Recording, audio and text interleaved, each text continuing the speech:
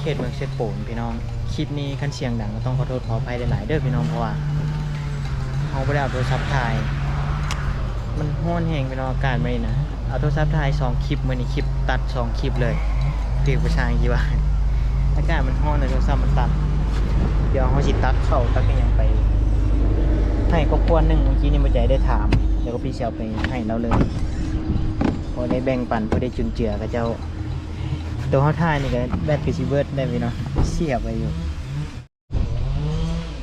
เสียงดังก็เปี้ยต้องขอโทษขออภัยหลายเด้อพี่น้องกับเจ้าคนตัดเนี่ยเวียกไม่ใช่ไหมแน่ตัดเข่าตั้งอย่างไปให้เราแล้วก็ไปแวะถามเราพี่น้องของอย่างเขาไปต้องมาชีถ่ายได้โดนบ่ตอนนี้ยัง 15% ก็พี่สร้างนะเข้าอยู่แต่ว่าถ่ายแล้วมันก็บ่เข้าก็ถ่ายแล้วมันบ่เข้า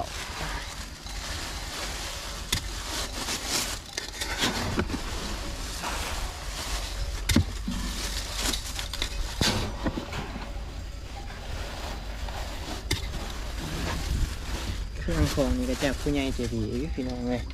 ทีมงานแม่เมฆแล้วก็ทีมงานจากทางบ่ใจเพิ่นช่วยเขามาไว้เขาซื้อติดรถติดอย่างเป็น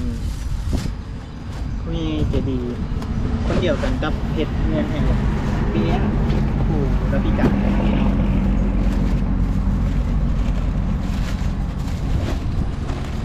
ยังไปอยู่มันติดกับแคมทางไงไปลองบ้านอันนี้เลยว่าเสียงอยากดังๆนิดนึงก็ต้องขอโทษขออภัยไปล่วงหน้าด้วยพี่น้องคือว่าจะให้น้องนำไปส่งสักแหล่งโอเคพี่น้องเดี๋ยวไปเงินเราน้ำกันไปนี่จะได้ยินเสียงอยู่บ่แล้วตัดไม้อยู่ไกลๆเนี่ยเราแบกเครื่องมาให้เรานักเถิบอยู่นะข้างหนึ่งจะแบกพอแบกนี่มันยังอยู่บ่เลยเงินจะบ่อยนี่โดยสบายดีเด้ออยู่น้ำไผ่เนี่ยนี่อยู่น้ำเมียจะคนอยู่เงิน3 คนนี่แหละ3 คนเมียเจ้าหนาแล้วไปใส่ลำกินเนี่ยตักน้ำไก่บ่ตักน้ำนี่เนาะไก่เดี๋ยวชี้อันนั้นนิดหนึ่งพี่น้องเมียเจ้าหนาก็จะว่ากันเราคนบ่เต็มมันบ่แล้วก็คนบูฮูประชาเนี่ยนะประชาเต็งกับบูฮูอยู่บูฮูว่ามันบูฮูปานไหนนะเราก็คิดว่ากับคนเชงเงินนิดนึงเนาะเลยไปเชงเงินอะไรกับโมแมนอยู่แมนแต่ว่าบุถึงขั้นวันนักแต่บางทีก็ฮู้อยู่ว่าเขาเห็นอย่างก็บุถึงขั้นวันแห้งเนาะสำคัญแล้วกับพอเท่าสำคัญแล้วเจ้าก็เป็นบอกสมมติว่านะกันแล้วอยู่น้ำกันไหนอยู่น้ำกันยังอยู่น้ำกันได้มันบอก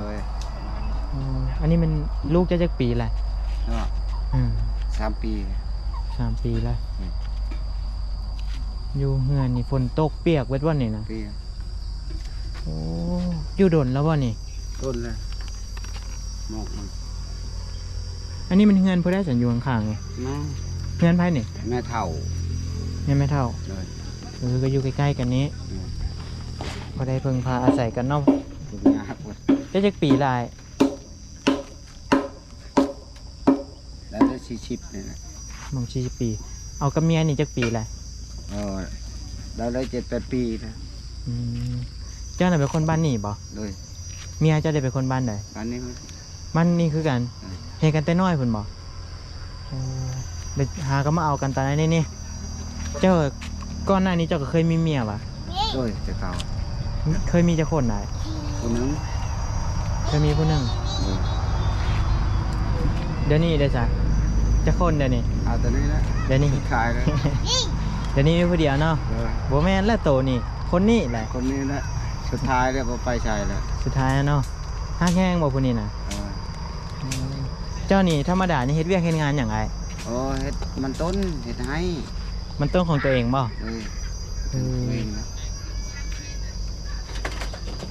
ขายนี่ได้หลายบ่มันต้นนี่นะได้อยู่4-5 ล้านเลยนะทำนะมัน4-5 ล้านพอได้ซื้อข้าวซื้อน้ำมันบ่ เดี๋ยวนี้มีข้าวกินอยู่บ่บ่มียังข้าวจักโลเดี๋ยวนี้แล้ว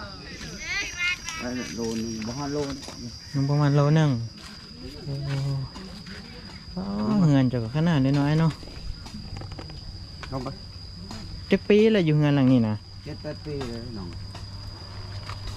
นี่แหละปีเอาเข้าคือเป็นแบบนี้เขานั่นเลยเขาปลูกกันเลยตักน้ำเนี่ยเอาไว้อันนี้นะเข้าค่อยตักมาให้เอาไว้กินเด้ออันนี้เด้อเอาจับเอาตกใจเด้อเกลืออันนี้ก็มีกินอยู่บ่เนาะดินแม่แห้งสูตรพอสูตรแม่สูตรยากนะเพื่อนชาเนี่ยแหละพอได้ชังซีและหายมุงเนี่ยกำลังวนอยู่มีไม่ได้ท่าเบิ่งทางผู้ใหญ่จะดีเพิ่นจีวานอะไรเด้องานจะมุงหญ้าบ่ทั้งมุงหญ้าทั้งมุงสังกะสีหัวเปียกหมดเลยมันบ่เครื่องของนี่ครับอัพเบิดแล้วเนาะเปียกหมดจะเย็นหน่อยเนาะถ้าฝนตกแห้งๆนี่ก็นอนอยู่นี่บ่นอนอยู่นี่จำเป็นเนาะเอาไว้ก่อนก็ได้อย่ามันหนักเจ้า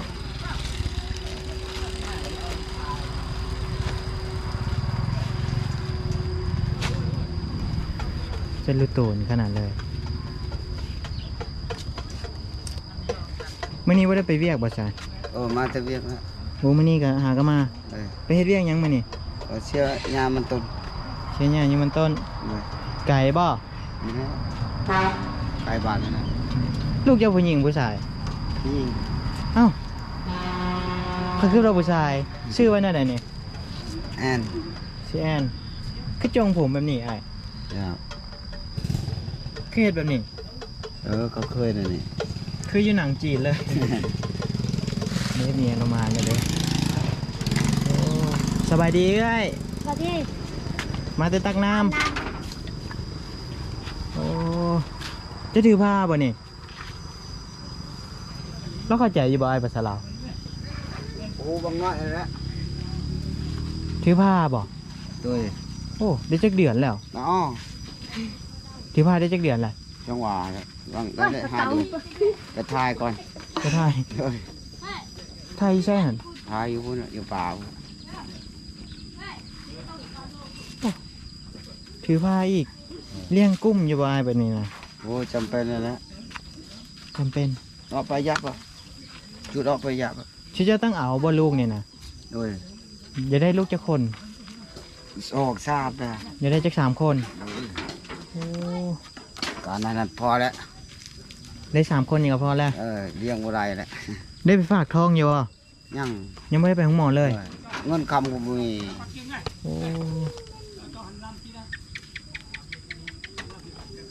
เงินคำกับบ่มีบ่ได้ไปหาหมอที่แท้นะเจ้ามีบ่ปื้มสมโนครัวท่านมีปื้มสมโนครัวละไปโลดบ่ได้เสียเงินดอกเพื่อนเอาเงินให้อีกบ่แม่นว่าบ่มีแต่เสียดอกเพื่อนเอาให้จักขายอย่างกับปีกับบ่จักคือกันเพราะไปตอนนั้นนั่น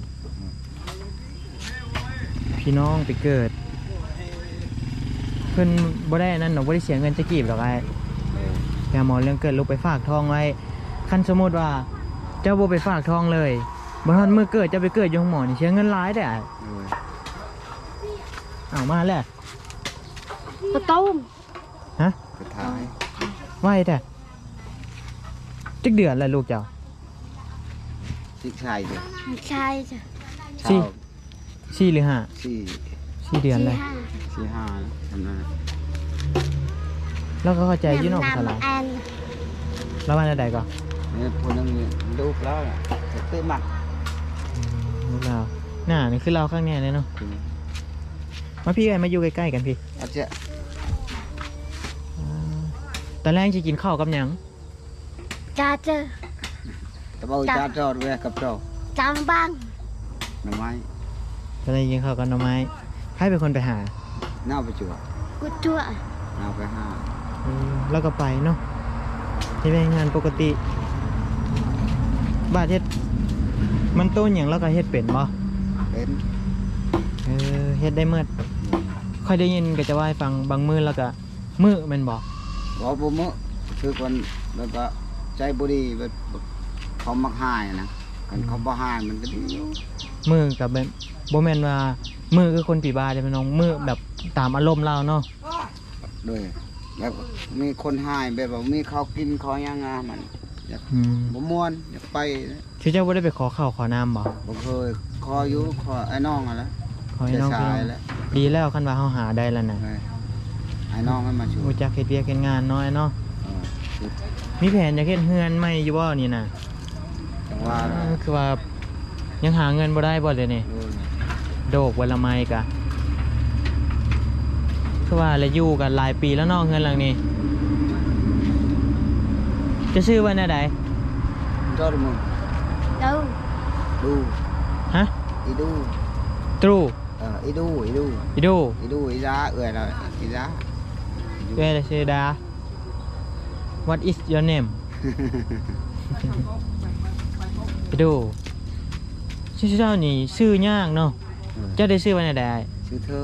เธอแต่เธอก็ยังเอิ้นง่ายอยู่ แต่ส่วนหลายนี่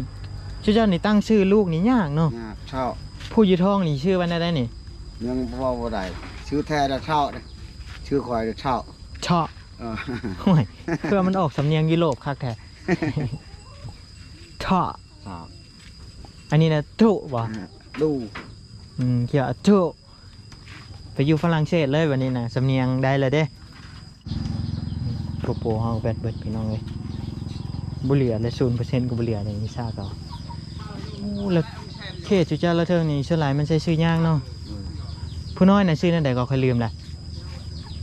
แอน ฮะ แอน แอนกันยังง่ายอยู่แอนนะผู้หญิงผู้ชายฮู้แหละอยู่ท้องนี่ โอ้ย ยังเสียลูกอีกอยู่บ่ ยาแล้วนั่น อะไรเจ้าได้อยากได้อีกอยู่บ่ลูกนะ nhụ ได้ต้องไป ก้อน bạn cha แล้วอันนั้น บ่เอาอีก ว่าแล้วเนาะดีแล้วคันจะขึ้นแบบนี้นะคันเอาอีกบ่มีข้าวบ่มีน้ำเลี้ยงกับเจ้าน่ะอีต้นเขาเด็กน้อยน่ะจักปีแหละ ได้แล้วบ่ได้30 30ลูกได้ซะ 3 ปี ยังมอน5เนาะเสียวเข้าโรงเรียนอยู่บ่ ยังไหนฮะ พี่น้องยากอีหลีถ่ายโทรศัพท์นี่จักสิถ่ายได้จังนาทีมันฮอนดับเลยพี่น้องเปิดบ่ได้เลยขนาดชาหักอยู่ได้นี่โอ้กินข้าวแล้วมื้อนี้น่ะ กินแล้ว กินกับหยัง กินนั่นแหละผักอันนั้นลวกผักอันนั้น กินกับผักผู้ได้ไปหาผักนะ เมียนั่นแหละ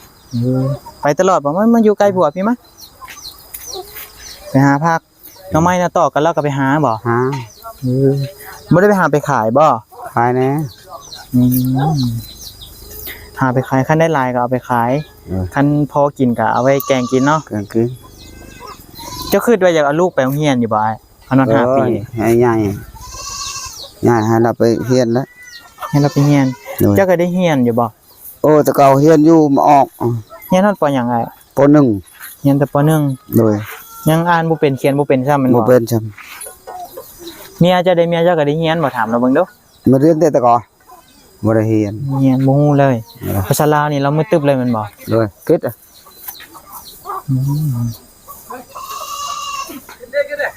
แล้วเราขับ เ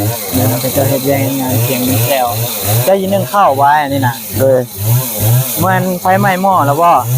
ฮะ ใครได้สิเจ้ายังนึ่งข้าวอยู่ตาราง โดย คันนึ่งอยู่เทิงเฮือนนี่บ่แห้ง ไปไม้นั่นแหละ ไม่ไหม้หลายคนได้นึ่งข้าวอยู่เทิงเฮือนน่ะได้เด้อค่อยกลับก่อนเด้อ โดย เพราะทายโดนบ่ได้เพราะว่า โดย เพิ่นตัดไม้อยู่ใกล้ๆนี่เดี๋ยวไปหาครอบครัวอื่นต่อ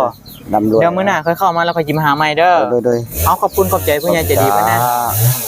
อยู่ดีมีแฮงว่าเบิ่งดู จะดีไม่แห้งเออ ครับแฮงเจ้าคือกันเมียก็คือกัน โดย พาเมียไปฝากท้องเด้อบัดนั้นเด้อ เด้อ บ่ได้เสียเงินดอกคันจะมีปึ้มสมนครัวน่ะ โดย โอเคอ้ายสบายดี สบายดี เสียงแซวขนาดนี้ให้ถ่ายไว้โดนโทรศัพท์มันถ่ายไว้โดนเดี๋ยวนี้อากาศร้อนจะมันเป็นเนี่ยพัด ก็เปิดบ่ขึ้นซึ่งแม่นคลิปนี้สั้นนิดนึงพี่น้องต้องขอโทษขออภัยหลายๆมาสิถามเพิ่นเดี๋ยวต้องไปหาครอบครัวอื่นต่อพี่น้องอย่าถ่ายติดตามเบิ่งว่าสิไปหาไผขอให้ทุกท่านอยู่ดีมีแรงสุขภาพแข็งแรงผิดพลาดประการใดก็พี่ก็ต้องขอโทษขออภัยไว้ณที่นี้ที่ใจก็ฝากไลค์ฝากแชร์ฝากติดตามให้กับพี่เด้อพี่น้องอันนี้แม่กายเพิ่นตอนแรกก็ถามพี่น้องเพิ่นนั่นแหละก็จะว่าเราน่ะ ก็สิว่าเราบ่เต็มร้อยปานใดบางเทื่อคันว่าเราอยากมือก็จะว่าเราแก้เครื่องแก้ของนี่แหละอยากแก้สิ้นแล้วก็แก้คือผัวกับพี่บ่แน่ใจคันว่าเราบ่กินเหล้าบ่กินยานี่โอ้ดีได้แบบนี้นะถือว่าชมเชยได้แหละคันว่าคนบ่กินโอเคพี่น้องเดี๋ยวพอกันในคลิปหน้าสำหรับคลิปนี้ขอตัวไปก่อนพี่น้องสบายดี